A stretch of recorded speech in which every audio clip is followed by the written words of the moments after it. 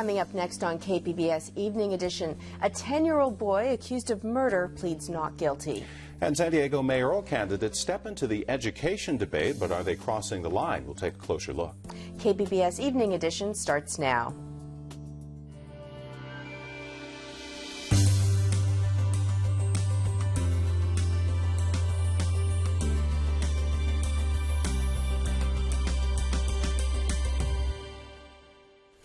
Hello, thanks for joining us. I'm Joanne Ferrian. And I'm Dwayne Brown.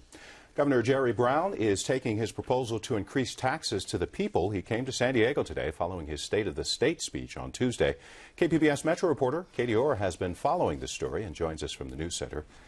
Katie, what did the governor have to say about his latest proposal to raise more taxes?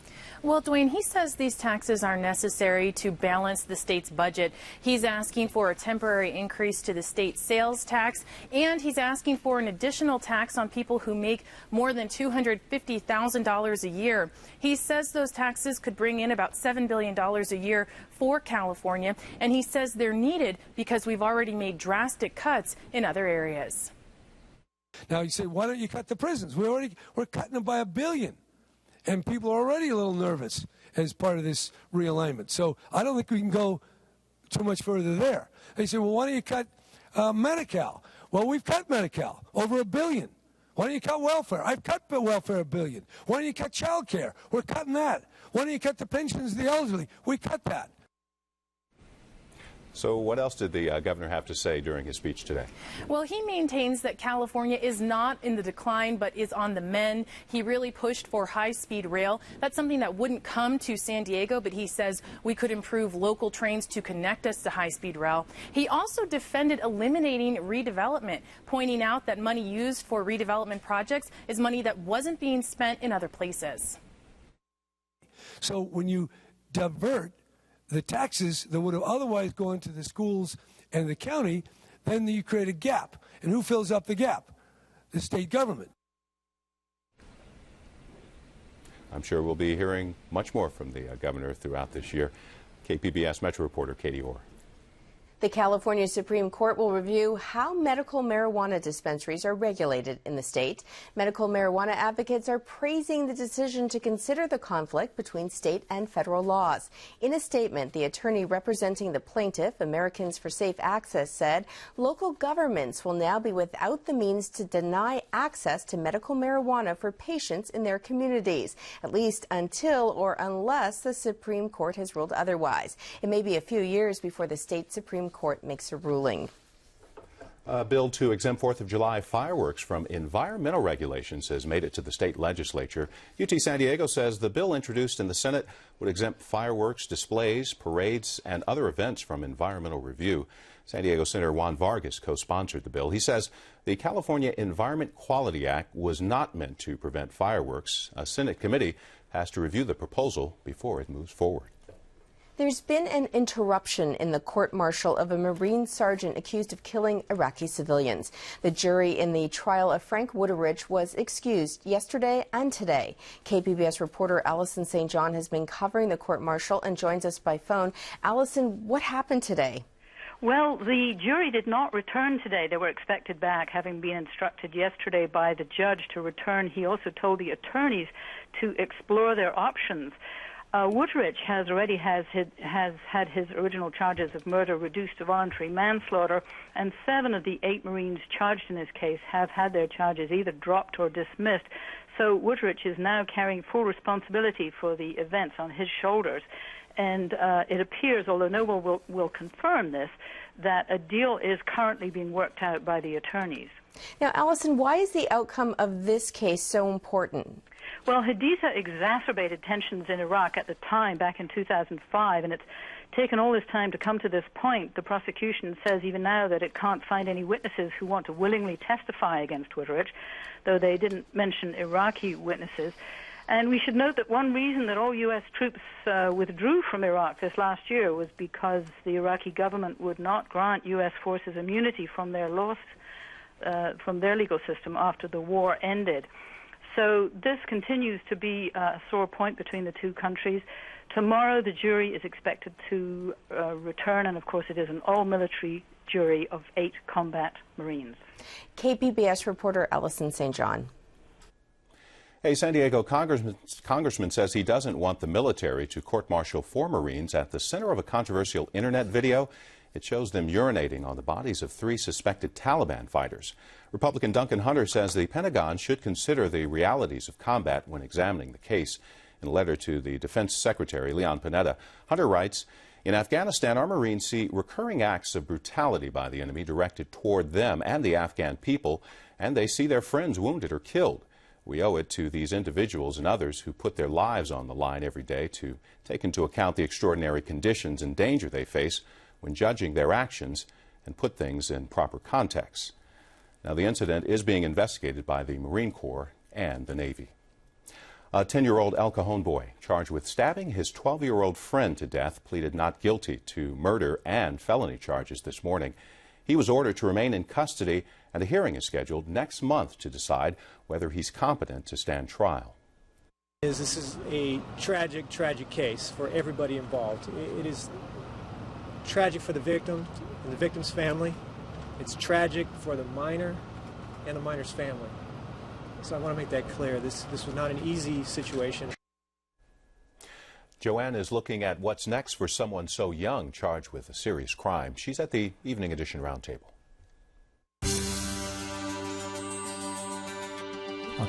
What's next for the young boy as he makes his way through the juvenile court system? My next guest has been representing children and teenagers charged with crimes, including murder, for the past 37 years. Among those he represented, Brenda Ann Spencer. You may remember Spencer killed 2 people and injured 8 others in a 1979 shooting spree at Cleveland Elementary School in San Diego. Infamously remembered as the girl who said she went on the rampage because she didn't like Mondays. Joining me now is attorney Michael McGlynn. Thank you, Michael, for being here. My pleasure. I want to start with the basics. Where would this boy be held right now? He's at juvenile hall at Meadowlark and in the juvenile hall, and they do have experience in holding 10-year-olds, young kids, and they do a very good job. Now, the district attorney decided to press murder charges, which I think for most of us implies that there's some intent. Is a 10-year-old capable of having intent? Well, that's an issue that the court has to decide. And what the court must first decide now is a doubt has been raised by his attorney as to his mental competence. So the court has a protocol that the court will now follow, the juvenile court, to determine whether the minor is mentally competent to stand trial. And the issues are, is he able to, does he have the ability to consult with his attorney and assist the attorney in preparing a defense, and or does he lack the rational or factual understanding of the nature of the charges or proceedings against him? There's some case authority that discuss the standards that the court's going to have to use. The court has appointed a psychologist that will report to the Juvenile Forensic Services and issue a report to the court. The defense attorney, once they get that report, and the district attorney can then ask for a trial on that issue and get another psychologist appointed. If the 2 psychologists differ, then the court can appoint a 3rd psychologist to then render an opinion. You said something very telling there about whether or not the boy is able to consult with his lawyer in terms of his trial and his case and what he's charged with. Right. And I just want to read briefly, today in the UT San Diego, Dana Littlefield, the reporter who covered this hearing, she writes a couple of sentences that I think are pretty telling. She writes, "The child sat low in his seat during his brief appearance in juvenile court, at times looking up at his lawyer for guidance. When Judge Caroline Caeti greeted him, the boy raised his hand and waved." She also writes, "The judge noted that it might be difficult to explain factors involving a defendant's legal right to a speedy trial to a 10-year-old, but asked the defense lawyer if she was able to make him understand, and his defense lawyer answered to the extent possible in this situation." I mean, so much of us are wondering how a 10-year-old would have the maturity to understand any of this. Well, some 10-year-olds have been found competent. There are others that haven't. And a lot will depend on the psychologist's evaluation of their sort of age level mental understanding. There's a reported case where an expert in that case said if he has the mental ability of an 8-year-old, he won't be competent, period. So a lot's going to depend on his psychological testing and what that shows. If he's found guilty, what happens? In juvenile court, you're not found guilty. There's a true finding. He has entered a denial to the allegations of the petition, not a not guilty, a denial. So the next step after the competency evaluation, let's say he's found competent. Then the next issue is, did he understand the wrongfulness of his conduct? So then there has to be another determination. If he's competent to assist his attorney, did he understand that his conduct was wrongful? So there's a second then determination that then has to be made. And if that is found, I mean, if he's found that he did understand the wrongfulness, then the question of, what is he guilty of or not, and then what should happen to him kicks in. Now, if he's found not competent, then the juvenile court does have, they can do what they call restoration of competency proceedings. And they do have facilities and group homes that are available to assist in the temporary placement of the minor while that goes on. And if he's not found competent, or he can't meet the standard of wrongfulness, then there are proceedings that can be instituted for a conservatorship and other proceedings to take care of this young man. Now, we do know if he is eventually found truthful, these allegations against him, that he could go to a detention center up until he's 25? Is it 25? Well, if he got sent to the Division of Juvenile Justice, he could be kept there potentially to the age of 25, and then, if he still is determined to be a danger, could be kept there at 2-year increments, potentially for life. We don't have a lot of time left. I want to ask you, though, at the end of the day, with all of your experience, all of the kids you've represented, what's your takeaway with this in terms of kids being sent away? Kids shouldn't be sent away? Well, this young man is going to, in my estimation, most likely will end up in some kind of group home. That will be, there are a number of group homes that are under contract with the state of California to handle young people of this age, who will get the appropriate psychological, psychiatric, and services to rehabilitate him and get over his disabilities. And if he has a developmental disability, he'll get referred to the regional center that can do the same thing. So I think people should be confident that there's sufficient programs in place to take care of a young man like this and make sure he's not a danger. Michael McGlynn, thank you so much for being here. Thanks. San Diego's mayor is getting involved in a new push for same-sex marriage, and the folks who want to be mayor have been talking a lot about San Diego public schools. Those stories in just a moment. This is KPBS Evening Edition.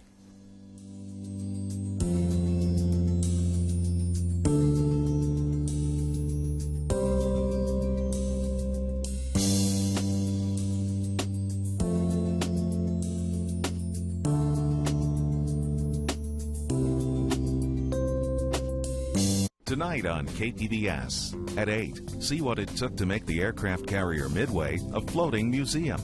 Also, nostalgia sent in by viewers on Ken Kramer's About San Diego. Then at 8:30, visit Baja Wine Country, the Napa Valley of Mexico, and learn about the Russian history behind it all on Crossing South. And at 9, a burning body near an RAF base has possible connections to the IRA on Inspector George Gently. That's tonight on KPBS. We want a lawman that will take care of the bad guys in a violent way. The legendary lawman who tamed Tombstone. Wyatt Earp becomes the symbol of Western law and order. He lives in history as a hero, but to some who knew him, he was a cold-blooded killer. Wyatt had gone off in an area that he had no legal right to be. Wyatt Earp on American Experience. Tuesday at 8 on KPBS. KPBS Evening Edition is made possible by Joan and Irwin Jacobs and by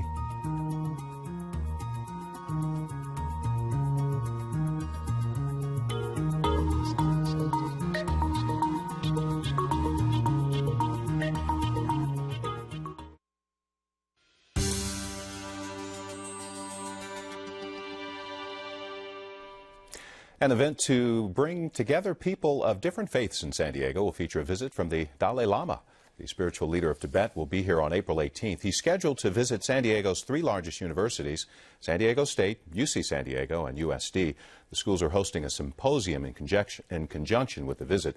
The Dalai Lama will also be awarded the Medal of Peace from USD. He's considered the symbol of hope for free Tibet. The 76-year-old won the Nobel Prize in 1989. The mayor of San Diego is joining more than 70 other big city mayors to support same-sex marriage. Mayor Jerry Sanders did an about-face on the issue after learning his daughter was gay. Sanders will co-chair the Mayors for Freedom to Marry group. He's in New York right now, where the campaign will formally launch on Friday. The group's primary goal is to overturn the Federal Defense of Marriage Act.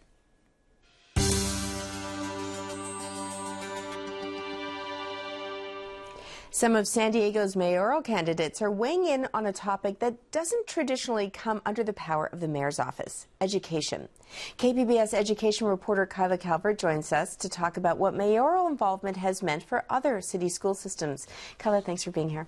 My pleasure. What are the candidates saying about the role they want to play with regard to education? Well, so far, the two candidates that have had the most to say about getting involved in city schools are Nathan Fletcher and Bonnie Dumanis. And here's what they've had to say thus far. Policymaking and management oversight of San Diego Unified is entrusted to the board, which I'm proposing be expanded from 5 to 9 members. The additional 4 members would be appointed by the mayor. And are there some things that a mayor in conjunction with the council or allies out there can do in creating some laboratories? Say, what if we come in and we say, hey, we're going to be willing to be helpful and supportive, and we want to try some new things out. And we're going to put in place some policies to have schools that have some longer school years, maybe some that have longer school days. So they've got some interesting proposals. Yeah, and that suggestion of Bonnie Dumanis to add 4 members to the school board, that's part of an 8-point plan that she's put out, and that's sort of the most prominent or, aggressive point in that plan. And Nathan Fletcher has another, an education plan that he says will be out in the coming weeks. He hasn't released the details of it yet, but that's sort of among the things he said that you could expect to see in it. But he has said that it won't amount to a takeover of the school district, which I think might be a response to what Dumanis has said. And now Carl DeMaio, on the other hand, has said that he thinks that the mayor should have a more traditional role, stay out of schools. I think the first thing you should do is you should lead by example and clean up your own mess. Number 1. Number 2, once you've cleaned up your own mess, then you have an opportunity to go out and partner with those government agencies to help enhance their mission. Now, Congressman Bob Filner is also running for mayor, so he has been silent on this issue? I did contact his office. I haven't heard back from them about any specific stances on education. You know, Filner was a Board of Education member, so I'm sure that at some point he'll have plenty to say on the matter. So why are Fletcher and Dumanis getting involved in this? What reasons do they list? Dumanis seems to have taken on the education issue following the conversations late last year about whether the district was in danger of becoming insolvent. And, here's what she said about that. Home values, which are already depressed, would drop further. Additional state revenue would be lost as parents turn to other options. We would lose our ability to retain quality teachers and administrators. And recruiting and retaining businesses in our city would be much more difficult. Interesting, Bonnie Dumanis worried about property values. Now, what about Nathan Fletcher? Nathan Fletcher seems to be much more concerned with student achievement and sort of equality of access. You see the stats surrounding the achievement gap and the failings that are only taking place in certain neighborhoods because the kids are poor, or because they're black, or they're Latino. It is inconsistent with our moral value of who we are as a people because those kids are not being afforded access to the American dream. Now, we do have examples in other cities where mayors actually have played a larger role in education systems. Let's list some of these cities: New York, Boston, Chicago, D.C. So what's been the outcome in these other places? Well, that's what's sort of interesting. What the outcome is sort of depends on who it is that you're talking about. Researchers do agree on certain things. They say that having the mayor take a very active role in schools does sort of elevate the prominence of education issues for the entire entire electorate. It's very common in large cities like San Diego to, I think 70% of the voters in San Diego have no connection to the schools. And that's very common. And so the voter turnout for a Board of Education election can be very small, 10, 15% of the voters, whereas for the mayor you have 40, 50% of the voters turning out and paying much more attention to what the mayor's saying than these Board of Education members who, I mean, I'm sure many people even in San Diego have no idea who they are. So the mayor's getting involved is successful in sort of elevating the conversation to something that everyone's sort of following. They say, researchers agree, that it also provides more stability for school districts. They tend to have longer labor agreements. They tend to keep their superintendents longer. They tend to sort of have more stable finances. And that in part is because of that elevated prominence of the mayor, they're able to bring in a lot more kind of clout, kind of influence. And so they bring in more resources. They're more successful with lobbying Congress, lobbying. We're going to have to leave it there, Kyla. We're going to follow this as the election continues. Thank you so much, Kyla Calvert. For the third time this month, a U.S. Navy ship has rescued Iranian fishermen at sea. The San Diego-based USS Dewey spotted the disabled fishing boat in the Arabian Sea Tuesday. One crew member was rescued by helicopter, while the others escaped to a tethered sailboat. The fishermen were reportedly stranded for 3 days before abandoning ship. USS Dewey is part of the John C. Stennis Strike Group. They've been conducting security operations in the area. And the keel for a new type of Navy ship was laid in San Diego today. The mobile landing platform will be used as a staging area for Marines and sailors. Once commissioned, it will serve as a pier at sea near potential crisis areas. The 765-foot-long USNS Montford Point is being built at the NASCO shipyard. It was named after a base in North Carolina where thousands of African-American Marines were trained in the 1940s. Construction of the vessel should be complete early next year. Your thoughts on Snapdragon Gate and some other stories making headlines this week coming up. This is KPBS Evening Edition.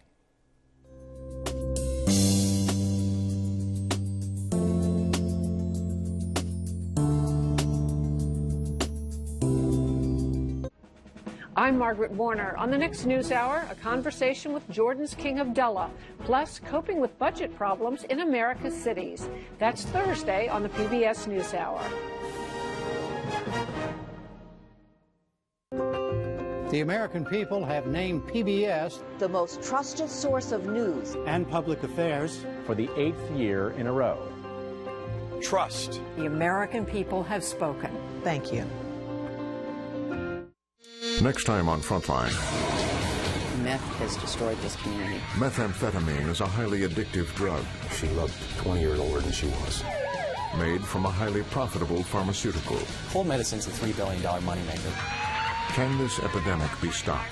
Back home, it was tearing lives apart. Here in Congress, it was as if there was no problem at all.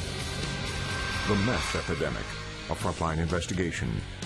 Tuesday at 10 on KPBS.